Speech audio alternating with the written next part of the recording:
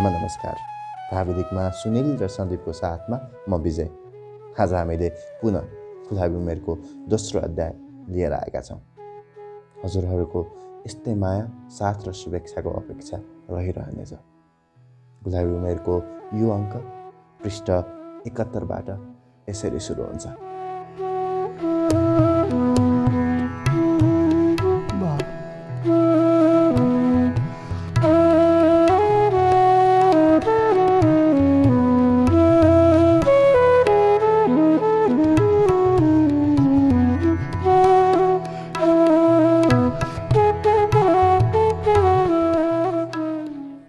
सुन्न नसकेको कथा।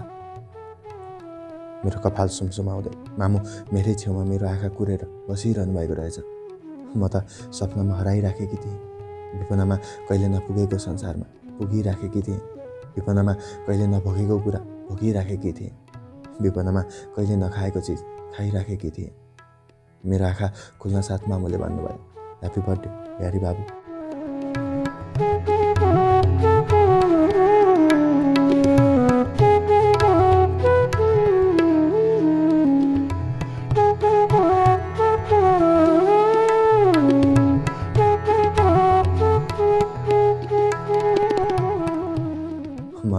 तन्काउँदै उठेँ।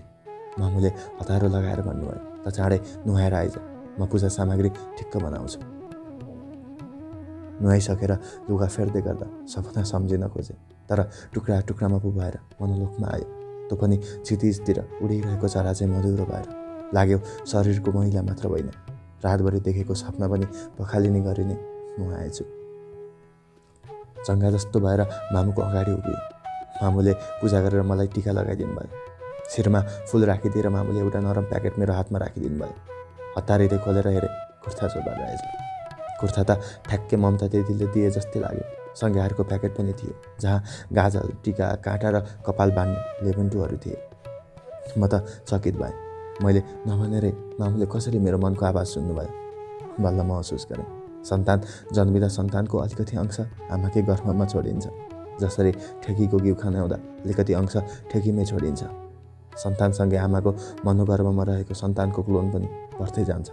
त्यसैले नभनेर नै आमाले सन्तानको तन, मन र जीवनको कुरा थाहा पाउने गर्ने रहेछन्।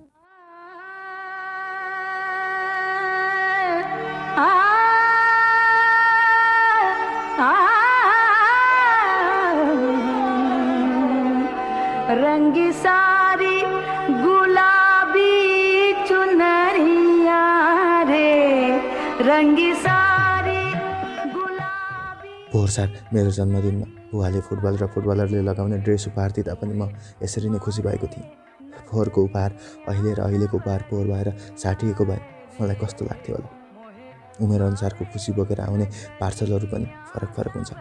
जसरी मौसम अनुसार ऋतुहरूले बोकेर ल्याउने बहारहरू पनि फरक फरक हुने गर्छन्। मामुले दिनुभएको कुर्ता सुरुवाल लगाएर हेरेँ। मेरै शरीरमा नापेर सिलाए जस्तो ठिक्क भयो।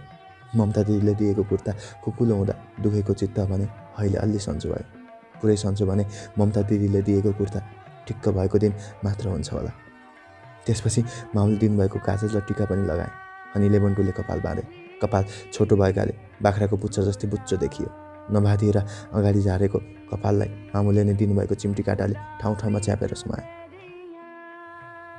एउटा हातले पछाडिबाट मेरो टाउको च्याप्प समाएर मामुले पहिलो पटक आफैले मेरो आँखामा गाजल लगाइदिनु भयो र भन्नुभयो, तेरा ठुल्ठुलो आँखामा गाजल कति सुहाउँछ। पहली सारी गुलाबी चुनरिया रे, मोहे मारे नजरिया सबरिया।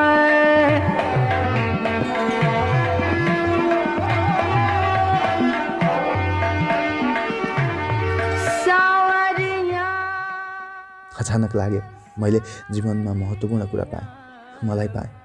तर यो प्राप्तिको सुरुवात मात्र हो। बिस्तारै बुवासँग कम र मामुसँग धेरै खुल्ने भए। यति धेरै खुल्ने भए कि प्रियङ्का र सुकुनसँग भन्दा धेरै खुल्ने भए। आफ्नो तन, मन र जीवनको कुरा भन्ने भए। मामु पनि मसँग सबैभन्दा मिल्ने साथी नै खुल्नुभयो। यतिसम्म कि एक दिन त आफ्नो गुलाबी उमेरमा भएको मायाको कहानी समेत खोल्नुभयो। त्यति बेला मामु भर्खर कलेज पढ्दै गरेको एउटा 18 वर्षकी हुनुहुन्थ्यो। त्यही कलेजमा स्नातक पढ्दै गरेको युवकले मामुलाई भित्रभित्रदेखि नै मन पराउन थालेको रहेछ। मामुलाई प्रभावित पार्न मामुले लगाउने लुगाको रङ हेरी उसले पनि त्यस्तै रङको लुगा लगाउन थालेछ। सधैँजसो आफूलाई मनपर्ने रङको सर्ट लगाएपछि मामुको आँखा ऊ माथि परेछन्। पर्नसाथ आँखा जुँदैछ। अर्को दिन मुस्कान, फेरि अर्को दिन त भोलि नै जुँदैछ। उसले कति माया गर्छ भनेर मामुले अनेक परीक्षा लिनुभएछ। ऊ परीक्षा बिना पास मात्र होइन, विशिष्ट श्रेणीमै पास भएछ। त्यसपछि त मन पनि जुँदैछ। उसको मायामा परेपछि त मामुलाई उसको छाया पनि माया लाग्न थालेछ। उसँगै हिँड्दा उसको छाया टेकिन्छ कि भनेर मामु सधैँ घाम भएतिरबाट हिँड्न थाल्नुभएछ। बोल्न असाध्यै लाज लाग्थ्यो अरे। त्यसैले बोलेर भन्दा धेरै हेरेर भन्दा हाँसेर भन्दा धेरै लेखेर मनको कुरा भन्नुभएछ। त्यो बेला अहिलेको जस्तो सञ्चार माध्यम नभएकोले होला खुब चिठी लेख्नुभएछ र किताबको पत्रमा राखेर आदान प्रदान गर्नुभएछ। यसरी मामुले आफ्नो कहानी सुनाउँदै गर्दा थाहा पाएँ मामुले माया गरेको त्यो युवक बुवा होइन, अरू नै कोही हो। त्यसपछि त आफ्नो दाहिने हातले मामुको मुख थुनिदिँदै भने, भयो मामु, यहाँभन्दा उता नसुनाउनुहोस्। किन? म सुन्न सक्दिनँ। मामु त चकित पर्नु भएर भन्नुभयो, झन् क्लाइमेक्स त अझै आएकै छैन। ट्राजेडी भोग्ने मान्छेले त यसरी हाँसी सुनाइरहेको छु, तँलाई के भयो? सन्चो भइसकेपछि त घाउको खाटो मात्र बाँकी रहन्छ, खाटो दुख्दैन। मैले भने, हजुरले माया गर्ने त्यो युवक बुवा नै भएको भए सुन्न सक्थेँ, बुवा बाहेक अरू भएको सुन्न सक्दिनँ।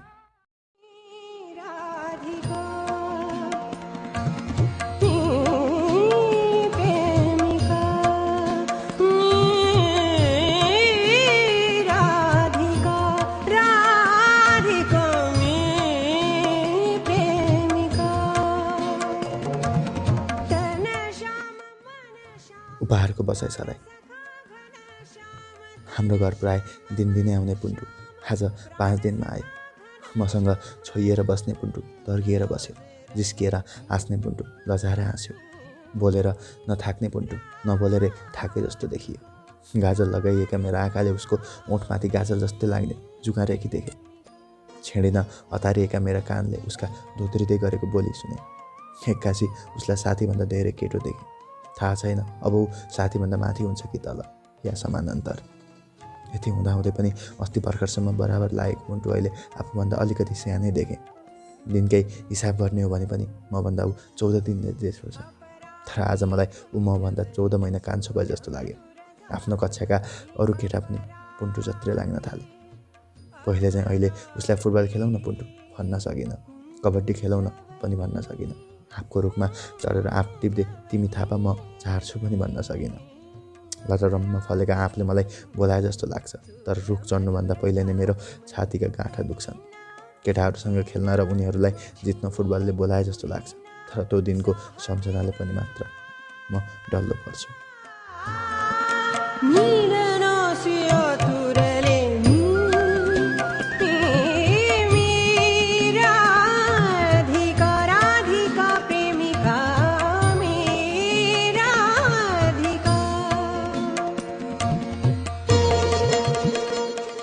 सँगसँगै बसेर पनि हामी एकदम कम बोलिरहेका थियौँ। मुखको बोली सुके पनि मनको बोली भरिएको थियो। भरिएको बोली अनौठो मुस्कानमा रूपान्तरित हुँदै ओठबाट फुस्किरहेको थियो। कति मुस्कान मात्र फुस्काउनु भनेर मैले पनि बोली फुस्काएँ। तिमीले साइन्सको प्रोजेक्ट गर्यौ त पुन्टु? छैन, उसले अप्ठ्यारो मान्दै भन्यो, त्यही माग्न आएको। मैले हाँस्दै भने, अनि किन नमागेको त? फेरि उसको हाँसो मात्र फुस्कियो। त्यो हाँसो मलाई पहिलेको भन्दा धेरै फरक लाग्यो। गाजलले मेरो हेराइ अर्कै भए चाहिँ जुगारेखीले उसको हँसाइ अर्कै भए चाहिँ लाग्यो। भित्र आएर मैले दराजबाट प्रोजेक्टको कपी झिकेर बाहिर गएर उसलाई दिएँ। ऊ गइहाल्न खोज्यो। केही दिनदेखि पुन्टुलाई जे कुरा दिन्छु भनेर सोचेको थिएँ, त्यो कुरा सम्झेर मैले उसलाई रोक्दै भने, एकछिन पखल पुन्टु। फेरि म आफ्नो कोठामा आएँ र पलङमुनि हेरेँ, जहाँ पोहोर बुहाले दिनुभएको मेरो प्यारो फुटबल शरीरभरि माकुराको जालो ओढेर समाधिमा बसिरहेको थियो। लाग्यो मेरो खुट्टाको साथ नपाएर मेरो फुटबललाई भइठाक्कै लागेको थियो। निहुरी पर्दा आधा शरीर पलङमुनि छिराएर फुटबल झिकेँ। पुरानो कपडाले पुछपाछ पारेर प्लास्टिकको झोलामा राखेँ। दराज पनि खोलेर हेरेँ, जहाँ मेरो जर्सी र जुत्ताले आफ्नो शरीरभरि ढुसी पालेर मेरो शरीर र खुट्टा सम्झिँदै बसिरहेको रहेछन्। सुगे लुगाबाट मेरो शरीरको गन्ध उडिसकेको रहेछ। जर्सी र जुत्ता पनि टकटकाएर सफा गरेँ अनि पट्याएर त्यही झोलामा राखेँ। फुटबल जर्सी र जुत्ताप्रति असीम माया उठ्लेर आयो। यी उपहार दिनुहुने बुवाप्रति धेरै माया उठ्लेर आयो। ती सबैलाई प्रेमपूर्वक एकछिनसम्म छातीमा झाँसे र तिनलाई आफ्नो तनको तातो अन्तिम पटक अनुभव गराए। त्यसपछि उभिएरै 3 पटकसम्म चुमेर बाहिर निस्किएर त्यो झोलालाई पुन्टुलाई दिँदै भने, पुन्टु, अब यो सबै तिमीलाई।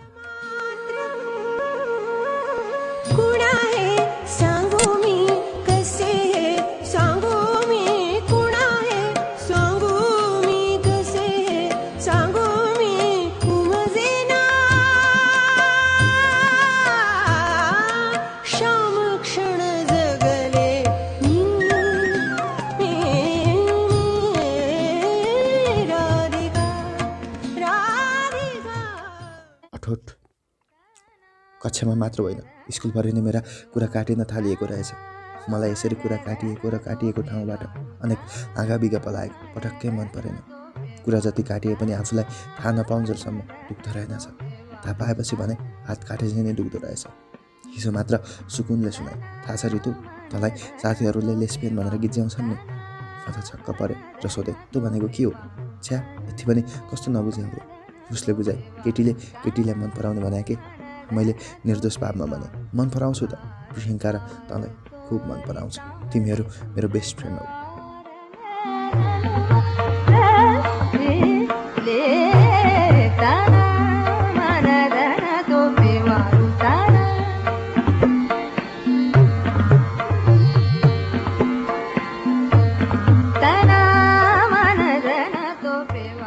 उसले अझ गहिराइमा गएर सबैसँग बुझाए। त्यसपछि पनि रिस उठ्यो। यस्तो कुरा काट्नेहरूलाई मनै गाली गरे। टिफिनमा प्रियङ्का र म टोइलेट जाँदा टोइलेटमा पनि सुरक्षा र जानु दे मलाई खिसी गर्दै कुरा काटिरहेको सुने। ऋतु, त लेस्बियन हो अरे। पहिले केटा जस्तो भएर केटीहरूलाई एट्र्याक्ट गर्थे, अहिले चाहिँ केटी जस्तो भएर नै केटीहरूलाई एट्र्याक्ट गर्छ। प्रियङ्का र सुकुनलाई त पट्याइसकेकी छ। हेर्न कसरी नखरा पारेर कुरा गर्छ।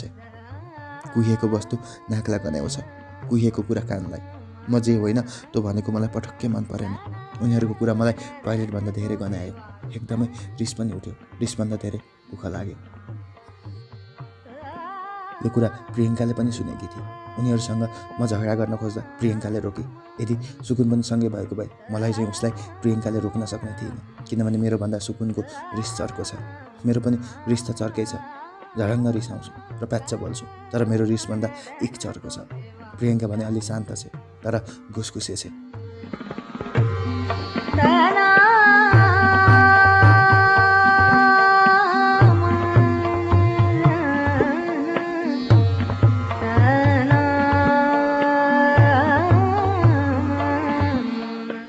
हाम्रो कक्षाकै विप्लव, आयाम लगायत अरू केटाहरूले पनि यस्तो कुरा गर्छन् भनेर प्रियङ्काले सुने। मलाई झन् दुःख लाग्यो। प्रियङ्काले सम्झाए, छोड्दै यिनीहरूलाई बोलीले होइन व्यवहारले जवाफ दिनुपर्छ। फेरि पनि प्रियङ्काकै कारण म मौन रहे र व्यवहारले दिने जवाफ कुर्न थालेँ। दुःखी भए पनि मैले मनलाई बलियो बनाउन दुःखलाई भोकै राखेर कमजोर पार्न खोजेँ। तर दुःखहरू त जङ्गली जनावर जस्तो पो हुने रहेछन्। भोक लागेपछि जीवनको जङ्गलमा जताततै आफै खोजेर टन्न खाने र बलियो भएर जीवनलाई नै कमजोर बनाउने रहेछ। सुखहरू त घरपालुवा जनावर जस्तै हुने रहेछन्, जसलाई दाम्लाले बाँधेर गोठमा राखिँदो रहेछ। मानिसले घाँस नदिए ती जीवनको गोठमा भोकै मर्दा रहेछ। मनको चोरमा धेरै कुरा खेल्दा यस्तो पनि सोचेँ, पशुपन्छीसँग चाहिँ मानिससँग पनि भाषा नभइदिएको भए भाव मात्र हुने थियो र यसरी कसैले पनि कुरा काट्ने थिएन। मनमा नै अटुट गरेँ, यिनीहरूको अगाडि छुट्टै कपाल पालेर बाट्नेछु र रिबन लगाएर स्कुल जानेछु, कान छेड्नेछु अनि गाजल टिका लगाएर पूर्ण रूपले केटी भएर देखाउनेछु। यति गर्दा पनि अझै उनीहरूले मलाई लेस्बियन भनिरहे भने उनीहरूकै अगाडि बोयफ्रेन्ड बनाएर देखाइदिनेछु।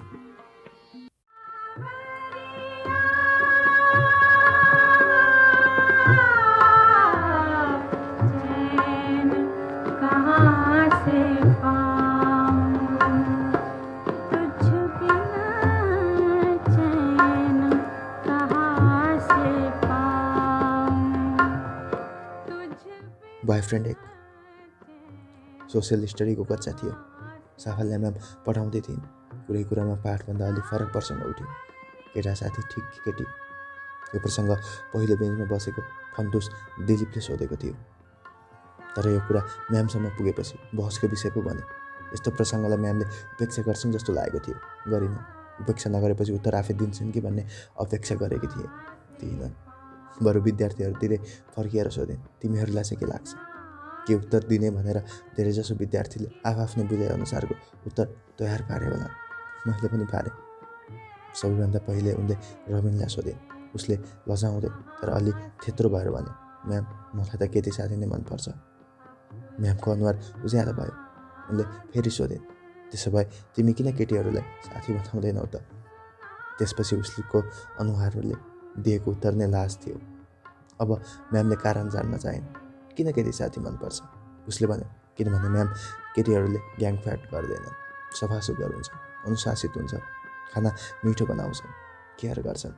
अनि एकाएक रबिन अलि गम्भीर भयो र विषयवस्तुभन्दा बाहिर गएर भावुक हुँदै भने, म्याम, हाम्रो घरमा दिदी बहिनी भएको भए फुलबारी हुन्थ्यो, घर आँगन सफा हुन्थ्यो, किचन र बेडरुम पनि चिटिक्क हुन्थ्यो, किचनमा मिठो मिठो खानेकुरा पाक्थ्यो, घर शून्य हुने थिएन। यी सब काम तिमी आफै किन गर्दैनौ त? ऊ केही बोलेन। यही त समस्या छ केटाहरूमा। म्यामले फेरि सोधिन्, तिम्रो मम्मी त हुनुहुन्छ होला नि? अवोध भएर उसले यति मात्र भन्यो, मम्मी त हुनुहुन्छ, तर घरमा हुनुहुन्न।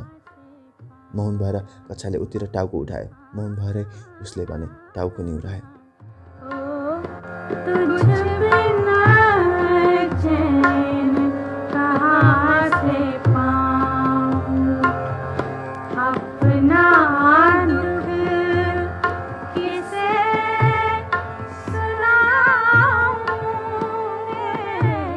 त्यसपछि म्यामले धान्यलाई सोधिन्। उसले थोरै हिचकिचाउँदै भने, केटा किन? उसले केही रमाइलो पारामा अलि उत्तौली भएर भने, छ नि म्याम, केटा साथीहरू हेल्पफुल हुन्छन्। एकजनासँग हेल्प माग्यो भने तीन-तीनजना तयार हुन्छन्, तर केटीहरूमा भने तीनजनासँग हेल्प माग्यो भने मुस्किल एकजना तयार हुन्छन्। केटाहरू केटीहरू जस्तो जेलियस हुँदैनन्, कुरा काट्दैनन्, रिस गर्दैनन्, यस्तै म्याम। कतिपय केटीले उसलाई ओठ लेप्राएर हेरे, कतिपयले हाँसेर। म्याम भने गम्भीर भए। केटाहरू मक्ख भए।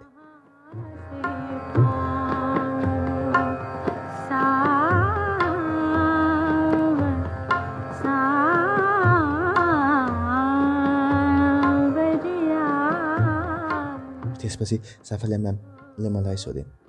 मैले अघि नैदेखि तयार पारेको उत्तर भन्न लागेकी थिएँ। उनले त मलाई अर्कै प्रश्न पो सोधिन्, तिम्रो बोयफ्रेन्ड छ?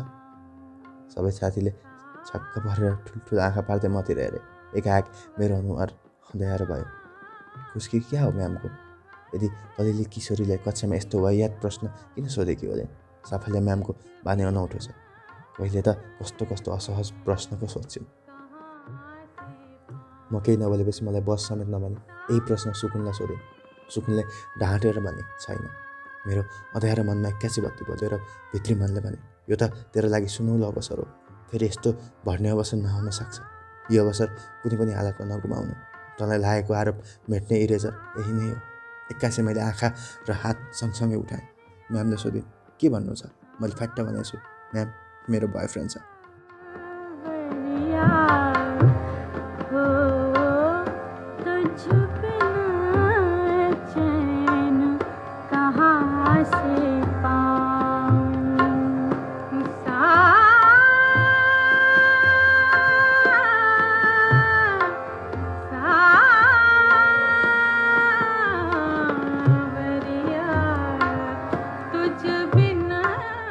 म्यामसहित सबैले अचम्म मानेर मलाई हेरे, मानौ मैले 8औँ आश्चर्य भनेकी हुँ।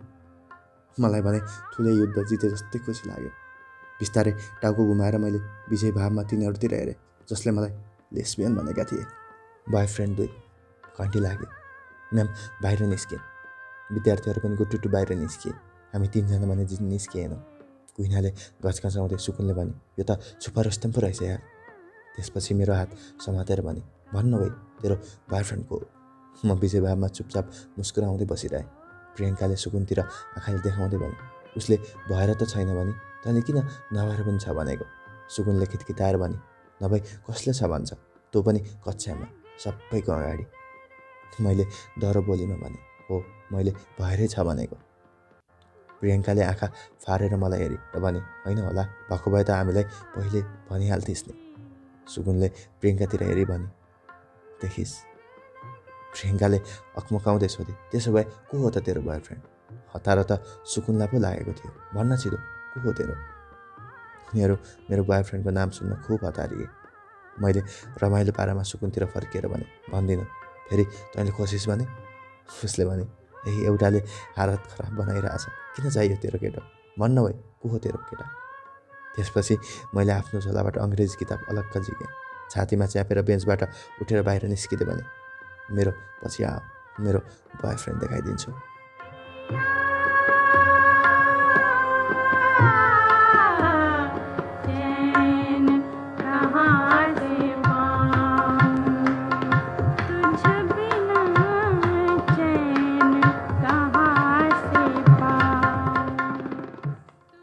मेरो नौटङ्की देखेर छक्क पर्दै दुवैजना मेरो पछि लागे। मैले उनीहरूलाई स्कुल पछाडि समीको रुखमुनि एकान्तमा लैजाँदै थिएँ। जाँदा जाँदै सुकुनले भने, यसले त केटै देखाउन लाँदैछ कि क्या हो? समीको रुखमुनि पुगेर म भलेटी कसेर दुबुलमा बसेँ। उनीहरू पनि बसेपछि मैले भने, ल अब दुवैले आँखा चिम्ल। सुकुनले भने, अरूको बोयफ्रेन्ड हेर्न चाहिँ आँखा खोल्नुपर्छ, तेरो बोयफ्रेन्ड हेर्न चाहिँ चिम्लिनु पर्ने? हेर्न मन भाइ खुरुक्क चिम्ल न, म देखाइदिइहाल्छु नि।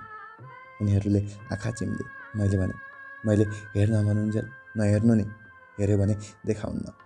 दुवैले हुन्छ भनेर आँखा चिम्लिँदै टाउको हल्लाए। त्यसपछि मैले छिनछिनमा उनीहरूको आँखामा हेर्दै छातीमा छापिरहेको किताब तिग्रामा राखेर पल्टाएँ, जहाँ 9 महिना अगाडि मात्र खिचिएको मेरो आफ्नै फोटो थियो।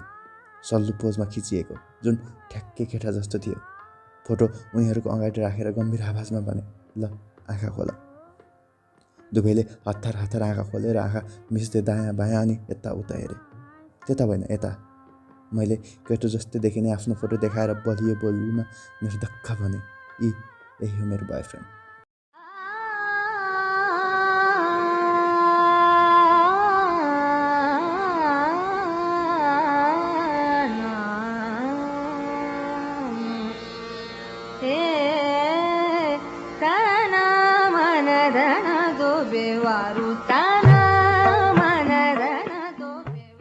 द्वार। प्रियङ्कालाई खुब नक्कल पार्नुपर्छ, तर उसले अक्कल पुऱ्याएर मात्र नक्कल पार्छ। बिदाको दिनमा बाहिर निस्किनु पर्यो भने उसलाई खुब मोडल जस्तै भन्नुपर्छ। मोडल जस्तै भनेको उसले खुब सुहाउँछ भने। 3 महिना अघि उसले थ्रेडिङ गरेर आखी बाउ धनुष जस्तै बनाएकी थिए। एक दिन साफाल्या म्यामले देखिछन् र कक्षामै हप्काइन्। त्यसपछि भने उसले थ्रेडिङ गर्न छाडेकी थिए। साफाल्या म्याम आफैले पनि थ्रेडिङ गर्छिन्। उसले एकखेले भनेकी थिए, उनले चाहिँ मिलाउन हुने, हामीले चाहिँ नहुने। स्कुल छोड्न साथ मिलाउँछु र सबैभन्दा पहिला स्कुल गएर त्यही म्यामलाई देखाउँछु। उसको सौन्दर्यबाट मोहित भएर मैले भने, त कति राम्रो छेस् प्रियङ्का, म केटो भएको भए त प्रपोज नै गर्थेँ होला। उसले पनि ममता दिदीले चाहिँ भने, त पनि कपाल पाल्न, हल्का मेकअप गर, कान छेड, त म भन्दा राम्रो देखिन्छेस्। यति धेरै राम्रो देखिन्छेस् कि त्यसपछि ऐना हेरेर तैँले आफैलाई प्रपोज गर्नेछेस्, बुझिस्? मेरो कपाल नहतारी घाँटीबाट काँधतिर ओर्लिँदै थियो, तर म हतारिँदै थिएँ। मेरो कपालले मेरो छाती र पिठ्यु कहिले हुन्छ होला। उसले मेरो कपाल कोरेर लेबुन्टुले बाँधिदिए। कपाल नसमेटिएको ठाउँमा चिम्टी काँटा लगाइदिए। वेट पेपरले मेरो अनुहार सफा गरिदिए र हल्का क्रिम लगाइदिए। आँखामा गाजल, परेलामा गुलाबी आई स्याडो र ओठमा ओठ रङ्के लिपस्टिक लगाइदिए। मैले ऐना हेर्न खोज्दा उसले भने, पख्न 20 मिनट आयो, म टिका पनि लगाइदिन्छु अनि।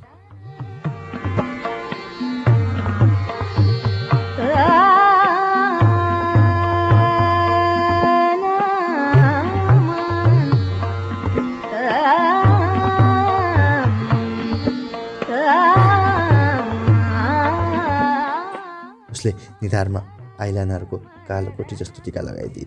त्यसपछि भने, ल अब ऐना हेर, त आफूलाई चिन्छेस् कि चिन्दिनस्? छक्क परेर आफूलाई हेरिरहेँ। लाग्यो मेरो आँखाले गाजलसँग गफिन पाए, ओठले लालीसँग लप पार्न पाए, गालाले क्रिम र पाउडरसँग प्रेम गर्न पाए, निधारले टिकासँग टाँसिन पायो। पहिलोपटक श्रृङ्गारसँग मेरो प्रेम भयो। परिचय भने पहिले भएको थियो। फेरि ऐना हेरेँ, साँच्चै आफू प्रियङ्का र ममता दिदीभन्दा पनि धेरै राम्रो भए चाहिँ लाग्यो। प्रियङ्काले भने, कान नछेडी त अझै पनि केटी जस्तो देखिनस्, हिँड बजार, अझै तेरो कान छेडिदिन्छु। उसले मेरो मनकै कुरा भनेकै थिए। हामी सोडाकार कहाँ गयौँ, नारायणगढको पुतली बजार। सोडाकारले मेरो कान छेडिदिए र त्यहाँ सिन्का घुसारिदिए। पालै नभएको शरीरको कुनै अङ्गमा छेड्दा पनि यति मिठो दुख्छ भन्ने कुरा पहिलोपटक थाहा पाएँ। छेडिएको ठाउँमा सिन्का घुसार्दा पनि उसरी नै मिठो दुख्यो। अझ मिठो त ती पालहरूमा गहना लगाउँदा पो हुन्छ होला। त्यसपछि हामीले हलमा फेरि हेऱ्यौँ र साँझ घर फर्क्यौँ। घर नजिक आएपछि अचानक मामुलाई सम्झिँदा लाज लाग्यो, बुवालाई सम्झिँदा डर लाग्यो। कान छेडेको देख्नुभयो भने के भन्नुहुन्छ होला। मामु त खुसी हुनु होला, तर बुवा घरको गेटबाट छिर्न लाग्दा लाज र डर फस्छ बढ्यो। छोप्ने ठाउँमा भएको पनि सधैँभरि छोपेर राख्नुहुन्थ्यो, तर देखिने ठाउँमा छ के गर्नु। सानीमाले त्यति माथि कान छेडिदिने प्रयास गर्दा पनि आफूले गरेको प्रतिरोध सम्झेर झन् लाज लाग्यो। पोहोर तपाईँले सौन्दर्यसँग नजोडिएको भए महिलाहरूले नाक कान छेड्ने थिएनन् र गहना पनि लगाउने थिएनन् भन्दा मैले मनमनै खाएको कसम सम्झेर पनि लाज लाग्यो। घरको मूल ढोकामा पुगेपछि आफ्नो बढ्दै गरेको कपालले कान छोपेँ र भित्र गएँ। आफैले कान छेडेको कुरा मैले मामुलाई भनिनँ, गुड्डुलाई पनि भनिनँ। बुवालाई त झन् भर्ने कुरा नै भएन। बरु देखिएला भनेर बारम्बार कपालले कान छोपिरहेँ। तर मामुले खाना खाने बेलामा देख्नुभएछ र आफू एकदमै खुसी भएर भन्नुभयो, म आफूले नै छेडिदिने सोचिरहेको थिएँ, तैँले आफै छेडेर आइछस्, अब नाक कपाल हो। मैले भने, नाइ मामु, नाक त म ज्यान गए छेड्दिनँ, खान पनि ज्यान गए छेड्दिनँ भन्थेस् क्यारे।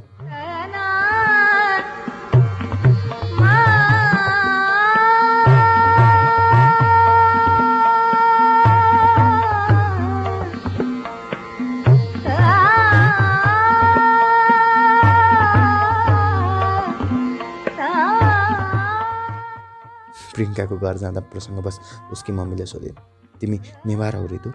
छक्क पर्दै मैले भने, होइन आन्टी। त्यसो भए किन नाक नछेडे त? नेवार केटीहरूले नाक छेड्दैनन् हो नि त, त्यति पनि थाहा छैन। एकमन खुसी भएँ, म नेवार केटी जस्तै देखेँ, किनभने मलाई नेवार केटीहरू एकदमै मनपर्छ। धेरै नेवार युवती मिस नेपाल पनि भएका छन्। अर्को मन खिन्न भए, म जे भएन त्यो देखिनु भनेको म केटी भएर पनि पोहोरसम्म दुनियाँले मलाई केटा देख्नु जस्तै हो। कथा कथा मलाई नाक पनि छेडौँ जस्तो लाग्यो। घर आएर मामुलाई आफैले भने, मामु मेरो नाक पनि छेडिदिनु न है।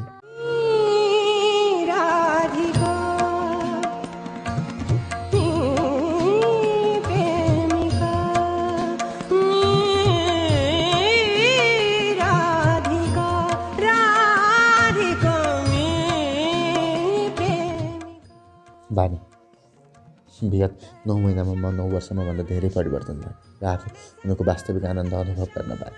तर बेला बेलामा यो आनन्दमा ढुङ्गा लाग्छ र मनको दाँत भाँचिने गर्छ। ती ढुङ्गामध्ये एउटा ढुङ्गाको नाम हो बाबु। यही ढुङ्गा पहिले फुल लाग्ने गर्थ्यो, अहिले पत्थर। यथार्थ जगतमा फुल कहिले पत्थर हुँदैन, तर मेरो यथार्थ जीवनमा फुल नै पत्थर भइदियो। यस्तै कुरा सोचिरहेको बेला बुवाले छतबाट बोलाउनु भएको कुरा सुने। बाबु गुन्द्री लिएर माथि आऊ त, एकछिन घाम तापेर बस्नु पर्यो। नभन्दै फेरि मेरो आनन्दको हातमा ढुङ्गा लाग्यो। नभनेरै धेरै कुरा बुझ्ने बुवाले मैले मनमनै भनेको कुरा अवश्य पनि सुन्नु होला भनेर फेरि पनि मैले मुखले होइन मनले नै भने, बुवा अबदेखि मलाई बाबु नभन्नुहोस्, म छोरी हुँ, यसमा मलाई गर्व छ। अरूको अगाडि अब मलाई यो मेरो छोरी होइन छोरा पनि नभन्नुहोस्, किनभने तपाईँको कुरा सुनेर उनीहरू मेरो यौवन शरीर हेर्दै खिसीपूर्वक हाँस्नेछन्।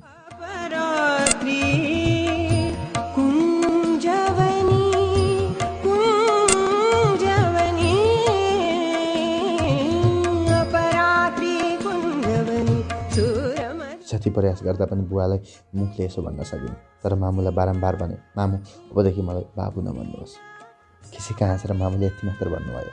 पहिलेदेखि नै यही बानी पऱ्यो, बाबु बाहेक अरू थोक भनेर बोलाउँदा त अरूलाई नै बोलाएँ जस्तो लाग्छ। बानी परिवर्तन हुँदैन र मामु, मैले भन्दै गएँ।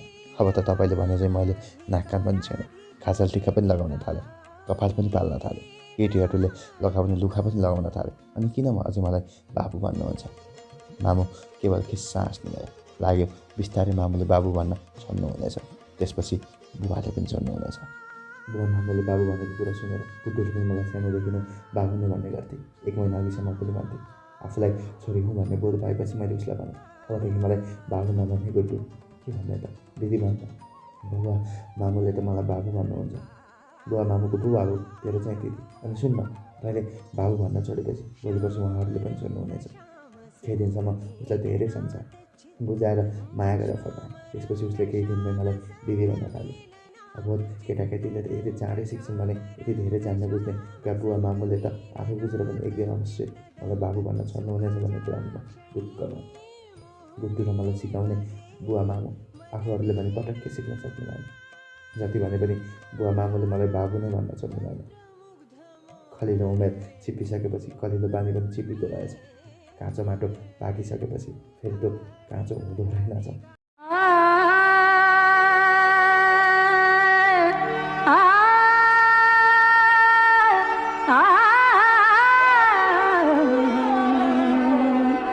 रंगी सारी गुलाबी चुनरिया रे, रंगी सारी पहिलो निर्णय जन्मअनुसार मेरो राशि सिंह र नक्षत्र मघा हो। मेरो नाम मघा नक्षत्रको पहिलो पाउबाट उठ्छ। मा मी मु मे मध्ये माबाट। यसै अनुसार पण्डितजीले मेरो नाम राखिदिए माधुरी। मामुले बुवासँग भन्नुभएछ राशिको नाम गोप्य राख्नुपर्छ। अब मलाई बोलाउने नाम चाहियो। नाम के राख्ने भनेर बुवा मामुले खुबै छलफल गर्नुभएछ। नौलो सुन्दर र कुनै न कुनै रूपमा आफूहरूसँग जोडिएको नाम राख्ने सबैको इच्छा रहेछ। भोलि गएर स्कुल कलेज साथी समाज र आफन्तले बोलाउने नाम। भविष्यमा म ठुलो मानिस भयो भने दुनियाँले लिने नाम। म यस धरतीमा नरहँदा पनि लिइने नाम। चानीचुने राखेर पनि त भएन। नाम के राख्ने भनेर आफन्त र साथीहरूलाई समस्या सोध्नुभएछ। शब्दकोश पनि हेर्नुभएछ। अन्त्यमा मामुले मलाई ऋतु भनेर बोलाउन थाल्नुभएछ। बुवाले ऋचा।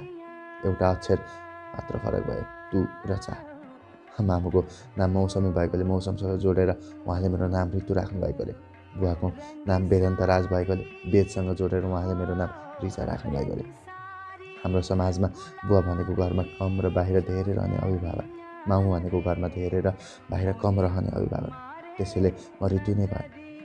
मैले थाहा पाउँदा भने बुवा मामु दुवैले मलाई बाबु नै भनेर बोलाउनुहुन्थ्यो। अर्थ थाहा नपाउँदा पनि ऋतु शब्दको ध्वनि राम्रो लागेको थियो।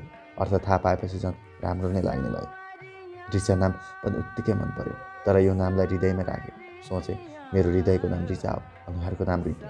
ऋतु भनेको मौसमको चक्र हो, ऋचा भनेको जीवन दर्शन हो। मेरो लागि मामु चक्र र बुवा दर्शन हुने भयो।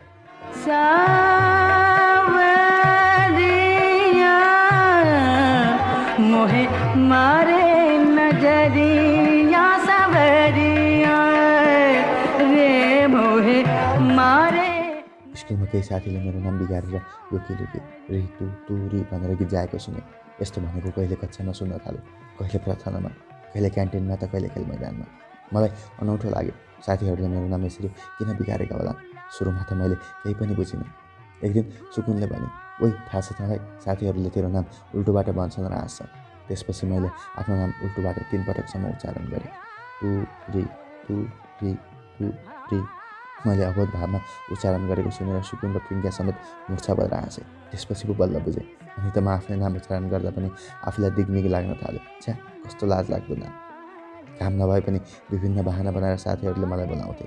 जब म हेर्थेँ उनीहरू किटकिटाएर हाँस्थे। त्यसपछि त साथीहरूले काम नै बोलाएर हाँस्ने भयो। अनि मलाई रिस उठ्न थाल्यो। मलाई मेरो नामले भने केटाहरूको गुप्य अङ्गको नामले बोलाइदिए जस्तो लाग्न थाल्यो। मलाई ऋतुको नाम पनि 1 मिनट पनि राख्न मन लागेन। तर कसरी हटाउने?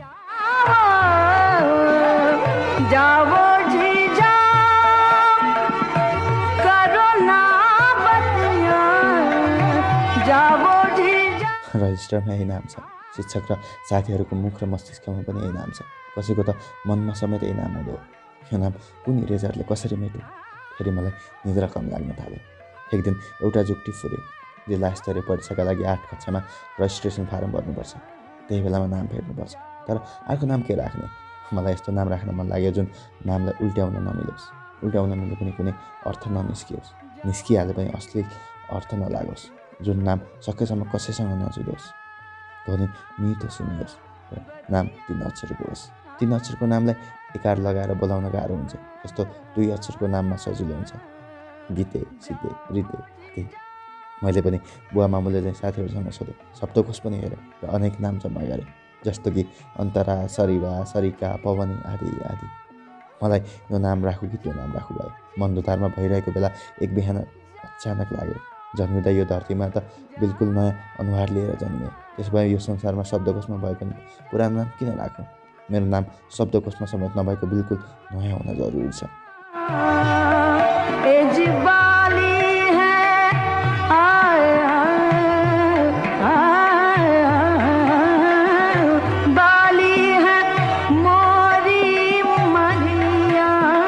त्यसो भए त्यस्तो नयाँ नाम के राख्ने? 3 दिन 3 रातसम्म सोचेपछि एक दिन किताब पढ्दै गर्दा सोचेँ बुवाको नाम वेदान्त, म बुवाको अंश र आशीर्वाद। बुवाको नामसँग जोडेर मैले आफ्नो नाम राख्नुपर्छ। त्यसपछि स्कुल जाँदै गर्दा 81 नाम पुरा वेदको अंश वेदांश। वेदांशलाई स्त्रीलिङ्ग बनाउँदा वेदांशी हुन्छ। अब मेरो नाम वेदांशी। शब्दकोश हेरेँ, त्यहाँबाट वेदांशी शब्द भेटिन, तर वेदांशीमा मैले आफूलाई भेटेँ। 8 कक्षा रजिस्ट्रेसन फारम भर्दा मैले आफ्नो नाम लेखेँ वेदांशी। सुकुनले मेरो फार्म हेरेर भने, तैँले त गल्ती नाम लेखेस् ऋतु। मैले बलियो बोलीमा भने, ऋतु नाम गल्ती हो, वेदांशी सही। अबदेखि मलाई ऋतु होइन वेदांशी भन्नु। स्कुलको हाजिरी रजिस्टरमा पनि मेरो नाम बदलियो। बिस्तारै साथी र शिक्षकहरूको मस्तिष्कमा पनि मेरो नाम बदलिएर गयो।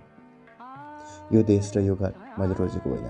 मेरो बाबा मम्मी, मेरो लिङ्ग, जात, धर्म केही पनि मैले रोजेको होइन। मलाई पनि मैले रोजेको होइन।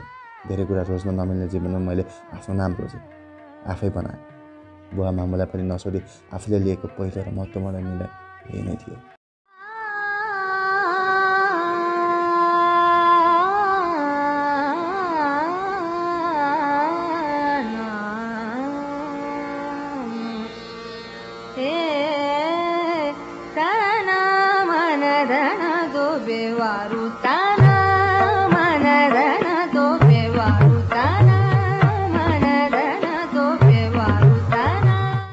मनको रेल।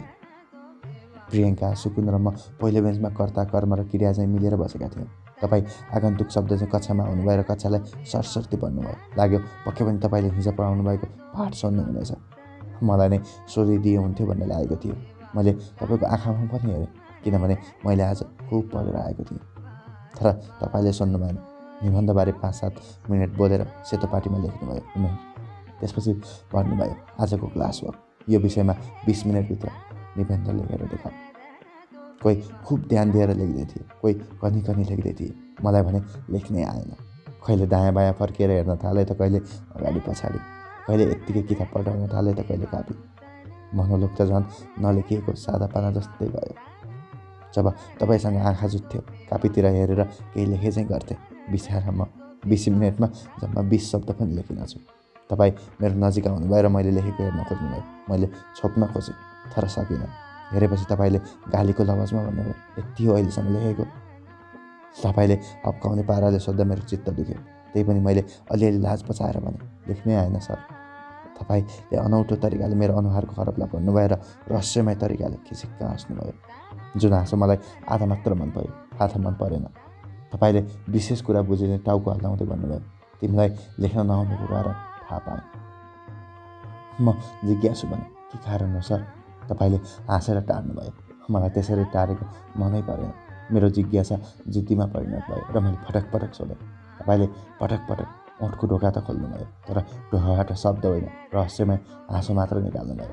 तपाईँको ओठबाट झरिरहेको मुस्कानले मलाई मुख होइन बाचाल हुन प्रेरित गरिरह्यो। खन्ती लाग्यो। तपाईँ कक्षाबाट बाहिरिनु भयो। म तपाईँको पछि पछि लागेर पटक पटक सोधेँ, भन्नु न सर प्लिज, मलाई लेख्न नआउनुको कारण के हो?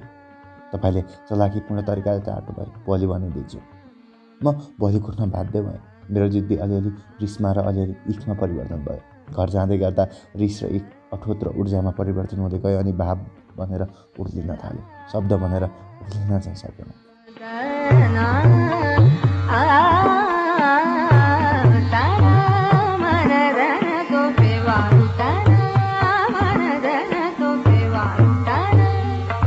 तर हाम्रो स्कुलको पढाइ भाव बिनाको शब्द जस्तै लाग्छ मलाई।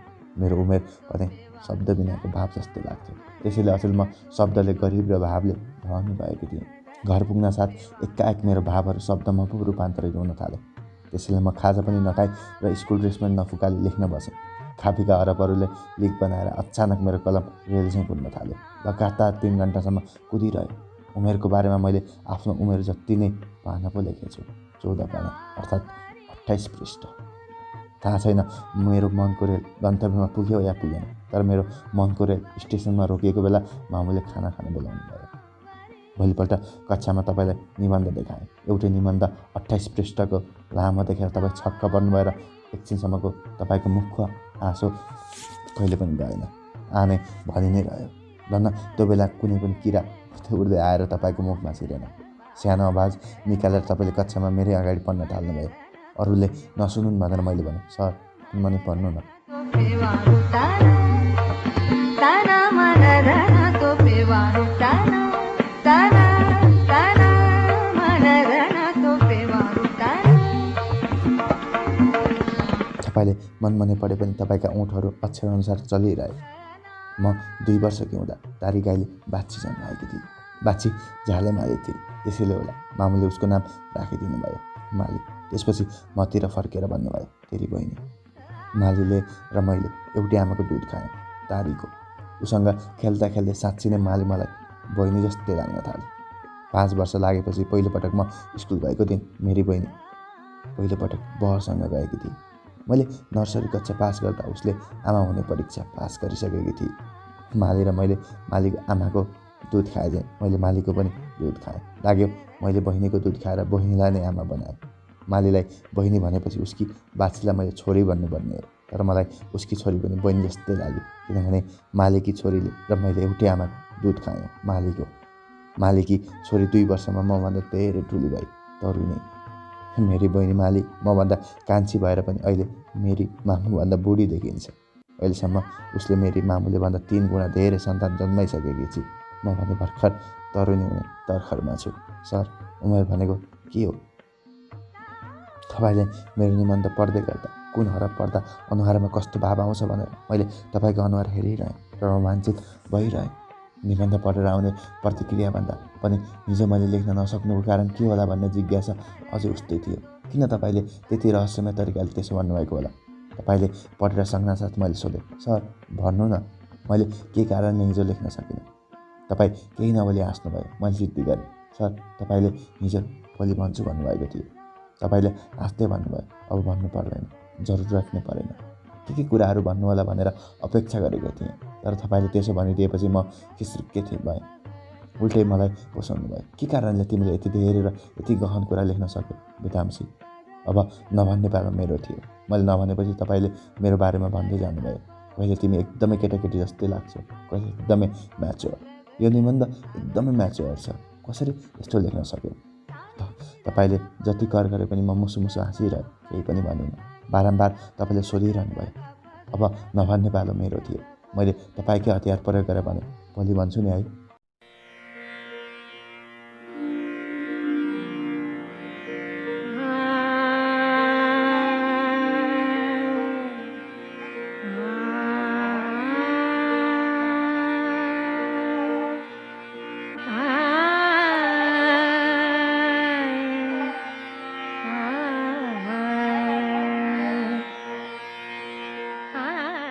भुवाले जन्माएको सन्तान गर्भ र जन्मको घटना लेखिन भने मेरो गुलाबी उमेर पुरा हुँदैन। मनले गर्भमा रहँदा जस्तै नजिक भएको बेला मामुले यी 2 घटना सुनाउनु भएको थियो, जसले मेरो मनमा गहिरो असर पारिरहेको छ। त्यो बेला म यो घरमा होइन, मामुको पाठेघरमा थिएँ। यो घरमा त बुवा, मामु र दाई मात्र थिए अरे। दाई भर्खर 5 महिनाको थियो अरे। दाई जन्माउँदा सुत्केरी भएदेखि मामुको महिनावारी सुरु भएको थिएन, 9-10 महिनासम्म पनि हुँदैन थियो अरे। त्यो बेलामा गर्भ रहने पनि कुरा भएन अरे। सायद त्यसैले होला बुवाले मलाई नियन्त्रण गर्न आवश्यक ठान्नु भएन र मामुले पनि। यही मौकामा मामुको सबैभन्दा अँध्यारो तर कोमल घरमा शीतको थोपा गुलाबी पत्रमा तप्प झरेकी म शीतको थोपा चाहिँ बिलाइनेछु। पाठेघरमा झरेर म बनिन थालेको झन्डै 2 महिनासम्म मामुले पनि थाहै पाउनु भएनछ। मामुको कुकुलो पेट फेरि भरिँदै र डोलिँदै गयो, दुध सुक्दै गयो र पाठेघर फुक्दै गयो। शङ्का लागेर मामुले बुवालाई पनि नभनी आफैले युपिटी किट किनेर पिसा परीक्षण गर्नुभएछ। विश्वास नलागेर 1 पटक होइन 3 पटकसम्म गर्नुभएछ। 3 पटक पोजिटिभ देखिएछ। पहिलोपटक गर्भवती हुँदा त खुसी हुनुभएको मामु अहिले दुःखी हुनुभयो। मामु तुरुन्तै दोस्रो बच्चा जन्माउन चाहनुहुने थियो, किनभने तुरुन्तै अर्को बच्चा हुँदा आफूलाई पनि गाह्रो हुन्छ र भर्खर हुर्कदै गरेको 5 महिने दाइले पनि स्याहार पाउँदैन। बुवालाई नसोधी आफूभित्रको लामो अन्तरसङ्घर्षपछि मामु एउटा निर्णयमा पुग्नुभयो, कोमलताको विरुद्ध कठोर निर्णय। कस्तो अफसोस, मामु जस्तो कोमल प्राणीले गर्भ तुहाउने निर्णय गर्नुभयो। मलाई तुहाउने नदेखेको र नभनेको अनुहारको माया लाग्दैन। मामुलाई मेरो माया लागेन। मामुकी एउटी साथी थिइन् सरकारी अस्पतालमा स्टाफ नर्स। उनका माध्यमबाट मामुले गर्भ तुहाउने औषधि मगाउनु भएछ। अफिसबाट बाहिर जाने काम परेकाले बुवा साँझसम्म घर फर्किनु भएको थिएन। खाना पकाइसकेर मामु आफ्नो कोठामा छिर्नुभयो। भोकले टाइप पिटिरहेको थियो। मामुले दाइलाई दुध खुवाउनु भयो। आफ्नो दुधले नपुगेर गाईको दुध पनि खुवाउनु भयो। दाइका कलिला आन्द्रा भरिए। त्यसपछि भने उसको रुवाई बन्द भयो। मामुले झ्यालको पर्दा लगाउनु भयो। दराजभित्र कपडाको पत्र पनि लुकाइराखेको औषधिको चक्की झिक्नु भयो। झिक्दा उहाँका हात थर्र कापेका थिए। सायद मामुको औँलाका टुप्पासम्म म नै थिएँ।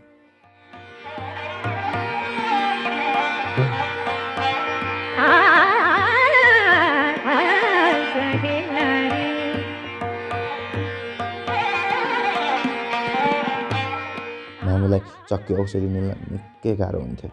त्यसैले औषधि मुखमा राखेर हतार हतार पानी मुखमा हाल्नु भयो र निल्न लाग्नु भयो। त्यही बेलामा जुत्ताको टक टक आवाज मामुको कानमा परेर कान ठाडा भयो। कुटुक्क निल्न लाग्दा टुप्लुक्क मामुको सामुन्ने बुवा आइपुग्नु भएछ। झस्केर मामुले कुटुक्क निल्नुको सट्टा हुलुक्क उक्कल्नु भएछ। दिउँसो खाएको खाजासहित उक्कल्नु भएछ। मानव आफूसम्म आउँदै गरेको औषधि मैले नै बीच बाटोबाट फर्काइदिएकी थिएँ। मामुको हताश अनुहार देखेर बुवाले आत्तिँदै सोध्नुभयो, के भयो माया? मामु केही बोल्न सक्नु भएन र सम्हालिन पनि सक्नु भएन। बुवाले नै सम्हाल्दै फेरि सोध्नुभयो, के भयो सुनेनौ? आफ्नै औँलातिर हेरेर मामुले सानो आवाजमा भन्नुभयो, कोही हुन लागेको थियो, नपाएन। मामुले जबरजस्ती लुकाउन खोज्नुभएको तर नसक्नु भएको कुरा उकलेको औषधि र ओछ्यानमा रहेको औषधिले खोलले भनिरहेको थियो। जुन खोल देख्न साथ बुवाले चिनिहाल्नुभयो। बुवाले औषधिको खोल हेरेर सुरुमा आँखाले प्रश्न गर्नुभयो, त्यसपछि मुखले, यो के हो? मामुले बुवातिर हेर्नु भएन तर बुवाले मामुतिर हेरिरहनु भयो। मामुले बुवाको अनुहार हेर्न नसकेर भित्ताको अनुहार हेर्न थाल्नुभयो। तर मामुको आँखाले भित्ताको अनुहारमा भर्खर बढ्दै गरेको 2 महिने भ्रूणको भावनात्मक अनुहार देख्नु भएछ। केही बोल्न नसकेको बुवाको मामुको छेउमा गएर बस्नुभयो र थर्र कापेको मामुको पिठ्टुमा बुवाले दाहिने हातले एकछिनसम्म थपथपाउनु भयो। ढल्न लागेको रुखलाई बुवाले टेवा दिनुभयो। त्यसपछि मामुको जिउ एक्कासी काट्न रोकियो। मुटुको तीव्र वेग सहज हुँदै थियो। बुवाले बलियो आवाजमा सोध्नुभयो, यति भयानक निर्णय गर्नु अघि मलाई 1 वचन पनि सोध्नु पर्दैन? मामु केही बोल्नु भएन। बुवाले फेरि सोध्नुभयो, तिमीले त मलाई आफू प्रेग्नेन्ट भएको पनि कुरा भनिनौ त? मामु अझै पनि केही बोल्नु भएन। आँसुले भरिएका आँखाले खाली आफ्नो हाततिर हेर्नुभयो अनि देब्रे हातको औँलाले दाहिने हातका औँलालाई खेलाउन थाल्नुभयो। त्यति बेला बुवाको अगाडि मामु अपराधी जस्तै देखिनुभयो।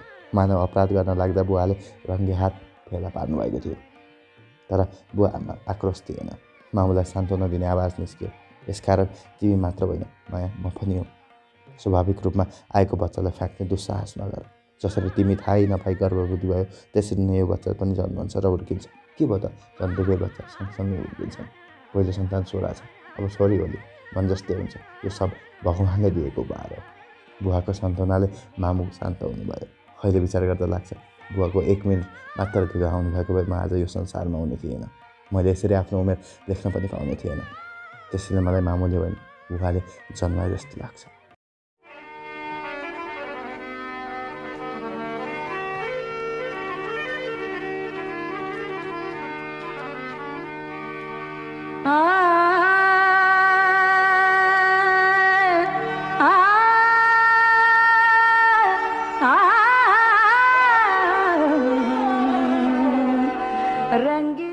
प्रलय 51 साल वैशाख 7 गते कालो रात।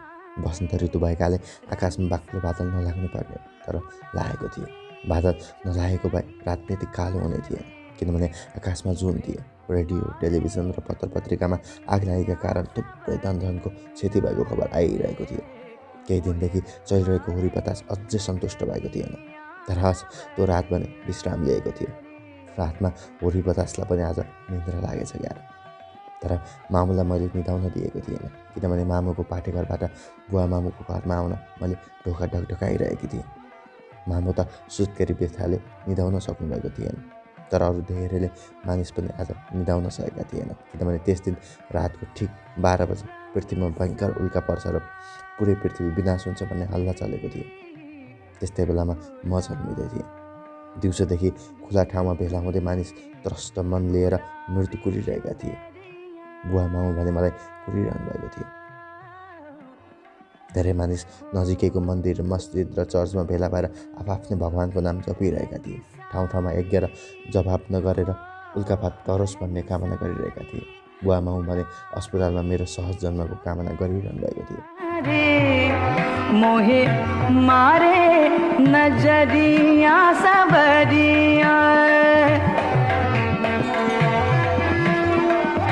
टाढा टाढा रहेका कतिपय परिवारका सदस्यसँगै मर्ने भनेर एकै ठाउँमा भेला भएका थिए। सम्भावित प्रलयको हल्ला थाहा पाउनेहरू सबै आशान्त थिए। शान्त त केवल पशुपन्छी, रुख र ससाना नानी मात्र थिए। त्यस्तो बेलामा म जन्मिँदै थिएँ। सुन्दिनँ भन्दा पनि अस्पतालको बेडमा सुत्केरी बेथाले छटपटाइरहनु भएको मामुले यी सबै समाचार सुनिरहनु भएको थियो। यस्ता समाचार त हावाले पनि उडाएर ल्याउँछ र सुनाउँछ, तर मामुलाई त्यो समाचारभन्दा आफ्नै व्यथा ठुलो थियो। जन्माउने मामुले हो, त्यही पनि बुवा पनि छटपटाइरहनु भएको थियो। एउटी नर्सले ठट्टौरी पारामा बुवालाई भनिन्छ, व्यथा उहाँलाई लागेको छ, तपाईँ किन छटपटाइरहनु भएको छ? बेलुका 6 बजेदेखि दाइको व्यथा बढ्दै थियो, तर म अझै जन्मिएको थिइनँ। रातको 11 बज्दा मामु अझ बढी छटपटाउनु भयो, तर डाक्टर र नर्सहरू बिरामीहरूलाई समेत छाडेर त्रस्त हुँदै बाहिर निस्किँदै थिए। एकछिनमा त सबै डाक्टर र नर्स अस्पताल बाहिर आँगनमा भेला भएछन् र भगवान्लाई पुकार्न लागेछन्।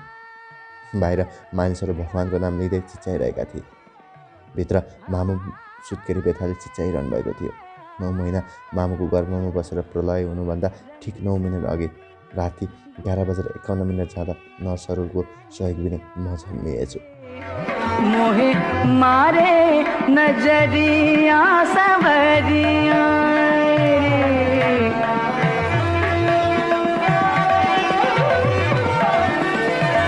बाहिर मानिसहरू मर्हिला भनेर रोइरहेका थिए। भित्र म जन्मिन बाहिर रोइरहेका थिए। यसरी मानिसहरू मर्न तयार भइरहेको बेला म जन्मिएको थिएँ। म सकुशल जन्मिएपछि मेरो भरभराउँदो अनुहार देखेर बुवा मामु आधा मात्र खुसी हुनुभयो अरे। आधा खुसी त पृथ्वी विनाश हुन्छ भन्ने हल्लाले खाइदिएछ।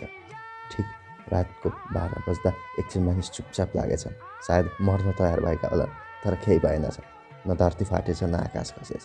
केवल धरती सुनसान भएछ, मानव संसारमा कोही छैन।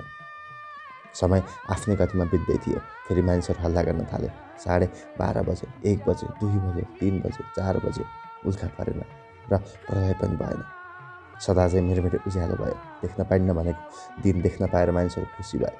घाम उदाएपछि खबर आयो, अब उल्का पर्दैन रे।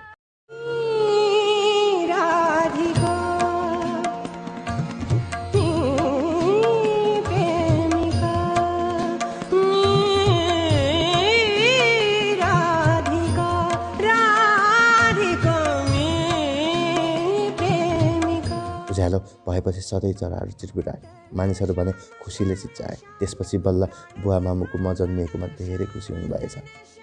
बुवा मामुको अनुहारले भनिरहेको थियो अरे, भगवान्ले चाहे जस्तै गरिदिए, एउटा छोरी एउटा छोरी। त्यस्तो बेला म जन्मिएको थिएँ।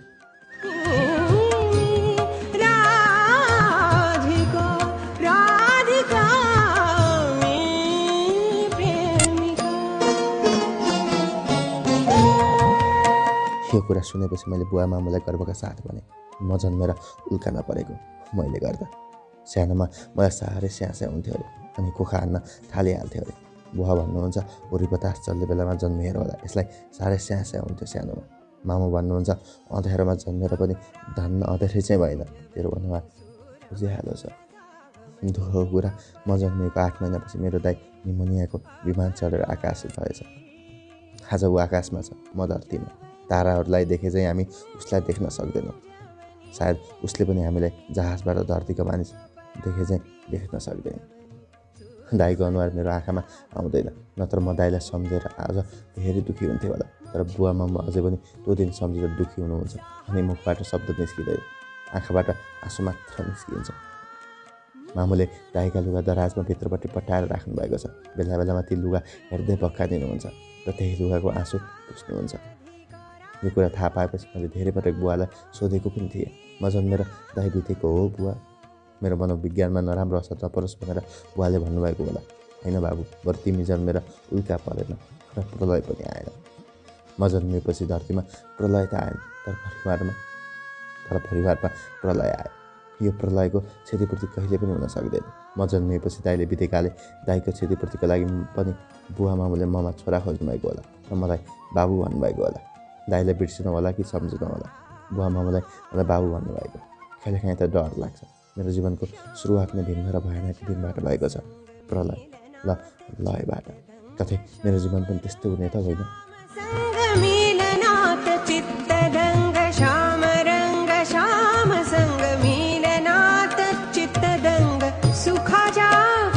प्रतिकथन। यसपटक भने तिमीले अप्ठ्यारो नमाने आफ्नो 14 वर्ष उमेरलाई अक्षर बनाएर दिँदै गर्दा भने, सर म बुवा मामुसँग काठमाडौँ जाँदैछु, नसोच्नु होला यो केटी ऋतुराजबाट ऋतु भई, ऋतुबाट वेदांशी भई, वेदांशी काठमाडौँ गयो, अब उसले आफ्नो उमेर लेख्दिन, म बाछा गर्छु जहाँ भए पनि र जहाँ भए पनि म प्रत्येक वर्ष यो उमेर लेखेर तपाईँलाई पठाउनेछु। 13 वर्ष चाहिँ 14 वर्षमा पनि तिमीले दिएकै दिन खुब मन लगाएर पढेँ र अन्तिममा लेखेँ। जसरी सयपत्री र मखमलीको कोपिला शरद ऋतुले हँसाइदिन्छ र फुल बनाइदिन्छ, त्यसरी नै पल्लवीको उमेरको कोपिला गुलाबी उमेरले हँसाइदिन्छ र यौवन दिन्छ। भर्खर तिम्रो पल्लवी उमेरको कोपिला हाँस्दैछ, यो त आरम्भ मात्र हो, अझ धेरै हाँस्न बाँकी छ। अझै अगाडि लेखेँ, तिम्रै उमेरले तिमीलाई देखाएर हार दियो, लुकाएर जित दियो, देखाएर ठोस दियो, लुकाएर तरल दियो, देखाएर फुल दियो, लुकाएर बास्ना दियो। उमेरले लुकाएर दिएको बास्ना एकान्तमा फुकाएर हेर, त्यो त तिम्रो जीवनको सबैभन्दा मनमोहक बास्ना पो हो, त्यो त सास फेर्ने हिरा हो। जस्तै तिम्रो जीवन, हिरालाई खुब जतन गर्नु, फुट्यो भने त्यसको मूल्य सकिन्छ।